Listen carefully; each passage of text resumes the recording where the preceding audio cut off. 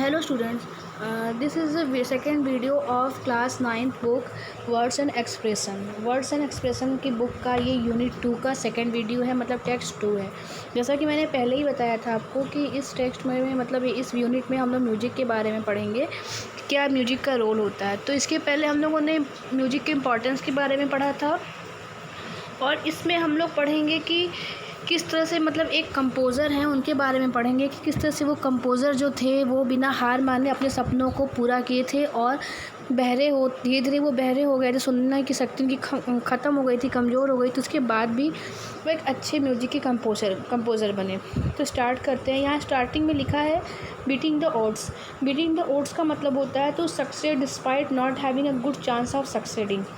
मतलब तब भी जीतना या तब भी सक्सेस होना जब आपके पास सक्सेस होने के अच्छे चांस ना हो। ठीक है, तो यहाँ पे है कि एक म्यूजिकल अगर अकम्प्लिशमेंट की बात करें तो जो कंपोज़र थे लुडविग वैन बीथोवन, इनके पास ये मोर रिमार्केबल फॉर द फैक्ट, ये मतलब काफ़ी इसके लिए जाने जाते हैं कि इनकी हियरिंग एबिलिटी, सुनने की जो शक्ति योग्यता होती है वह कम एज में ही धीरे धीरे ख़त्म होने लगी थी। तो he developed the symptoms of tinnitus, a constant sound of ringing in his ears that may difficult for him to here.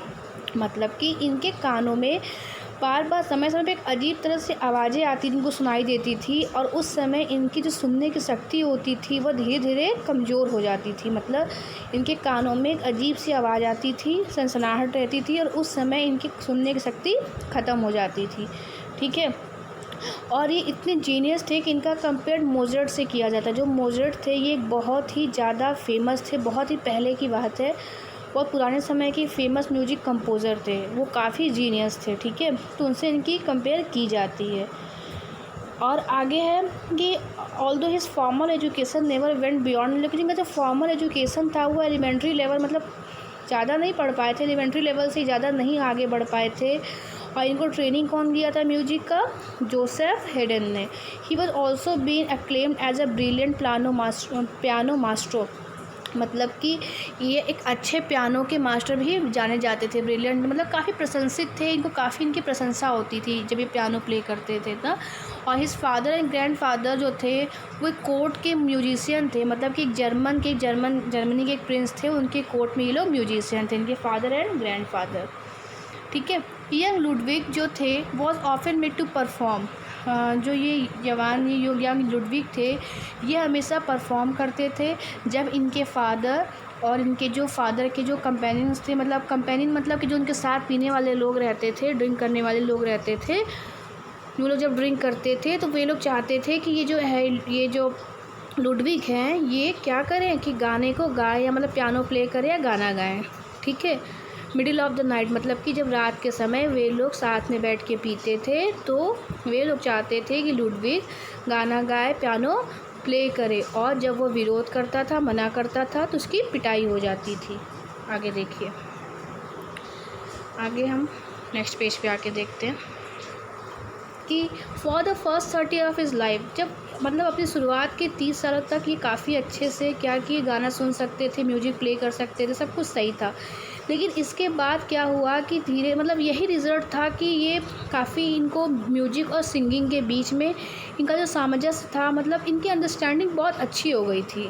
ठीक है, तो लेकिन धीरे धीरे जब ये बहरे होने लगे, डीफ मतलब क्या होता है, जैसे इनकी जो सुनने की शक्ति कमज़ोर होने लगी, तो ये अचानक से नहीं हुआ कि बस तुरंत हो गए। जैसे इनको प्रॉब्लम रहती थी सुनने, धीरे धीरे इनकी सुनने की शक्ति ख़त्म होती चली गई।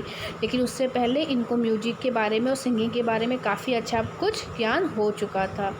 और जो ये स्लो प्रोसेस था हियरिंग, इनका जो सुनने की शक्ति के ख़त्म होने का, वह इनको फोर्स किया कि अपनी कुछ नई रचना करेंगे, मतलब कुछ नए कंपोजिशन करेंगे। ठीक है, तो when he become completely deaf, जब ये पूरी तरह से बहरे हो गए तो ही स्टार्टेड टू ऑब्जर्व, तो इन्होंने क्या स्टार्ट कर दिया ऑब्जर्व करना?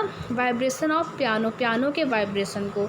द ऑब्जर्वेशन हेल्प्ड हिम, जो ये ऑब्जर्वेशन था उसने इनका हेल्प किया था। He could not here the high notes of the piano, मतलब ये पियानो के बहुत हाई नोट्स को तो फील नहीं कर पाते थे, लेकिन फिर भी उसके वाइब्रेशन को काफ़ी अच्छे से महसूस कर पाते थे। To be able to hear his own composition. ठीक है, मतलब एक नया कंपोजिशन, अपना ओन कंपोजिशन निकालने के लिए इन्होंने क्या किया था, ही सॉर्ट ऑफ। मैं बताती हूँ सॉर्ट ऑफ क्या होता है। ये देखिए,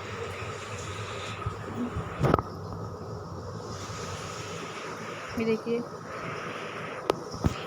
यहाँ पे ही सॉर्ट ऑफ मतलब ही sort of the legs of his piano, मतलब जो इनका पियानो था इस तरह से यहाँ पे ऐसी लगी होती है ना लेग, इसकी जो थी उसकी लेग को ये हटा देते हैं, तोड़ देते हैं, हटा देते हैं। चीरा लगाना मतलब हटा देते हैं।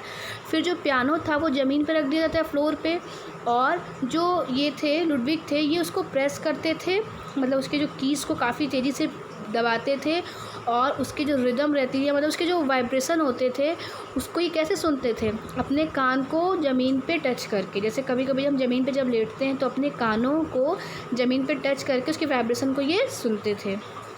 ठीक है, आगे देखिए। The most significant aspect of Beethoven's character was that he did not give up.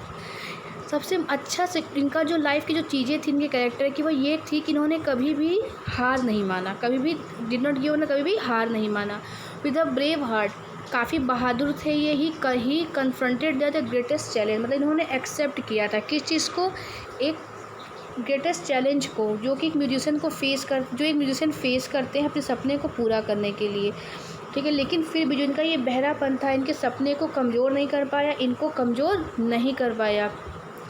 Achieving the पिनाकल्स, मतलब कि एक ऊंचाइयों पे पहुंचने से इनको रोक नहीं पाया। He fought against the greatest obstacles, मतलब इन्होंने अपने लाइफ के बड़े बड़े ऑब्स्टिकल्स, मतलब जो चीज़ें थी जो इनको विरोध कर रही थी, जो इनका आगे बढ़ने से, उससे भी उभर के सामने आए और जीत गए।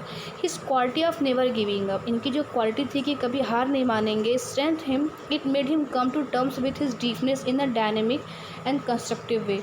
और यही रीज़न था कि जो इनका जो ये बहरापन था, ये बहरापन होते हुए भी काफ़ी ये कंपोजिशन कर पाए और एक अच्छी तरह से उभर के सामने आए थे। ठीक है, ये जो इनकी क्वालिटी थी, इसी क्वालिटी की वजह से ये फेमस कंपोज़र बन गए थे।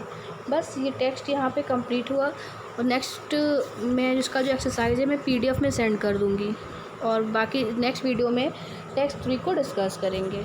Okay, thank you.